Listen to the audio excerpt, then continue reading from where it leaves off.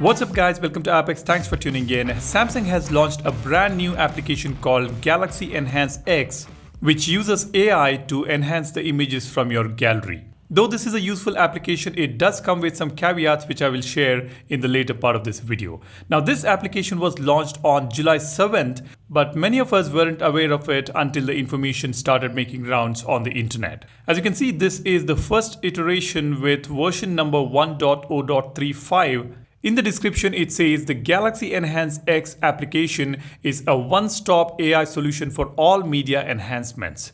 With a single tap, your image is analyzed for imperfections, enhanced and refined to a higher quality. Basically, this is an advanced image editing tool, which Samsung is offering it through a dedicated application. Now, this application is not available on all the devices or in all regions or countries. So if you don't see it on the Galaxy Store, do wait for it. I will anyways leave a link for this application in the description. Go ahead and check that out. While you do that, be sure to subscribe to the channel and smash the like button if you find this video useful. I would really appreciate that. Now let's go ahead and open the application. As you can see, the moment you open it, we see this select a picture option. I'll tap on this. Here I will select one of the images. Here we have a simple and intuitive UI with all the editing tools at the bottom. Here we have one tap enhance icon. When we tap on this, the AI will automatically pick the corrections needed for the image and it will deliver the best possible result. Then we have got other tools like HDR, brighten, fix blur, sharpen options. When we tap on more, we have got few more options here. We have fix more, remove reflection, face, portrait options here.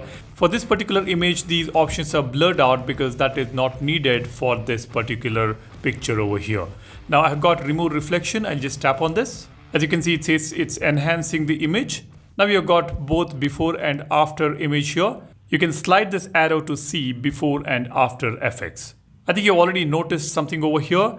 The clouds are looking darker here in the after effect, because this is one of the issues we are facing with this application right now. I will discuss with you in a bit. Once done, we can tap on the tick mark here. And then to download this image, we have got this option on the top right. The moment you tap on that, you will see these options here to select the resolution. We have got the original resolution mentioned here, and we have got 2x resolution in 8000 by 400504 pixels.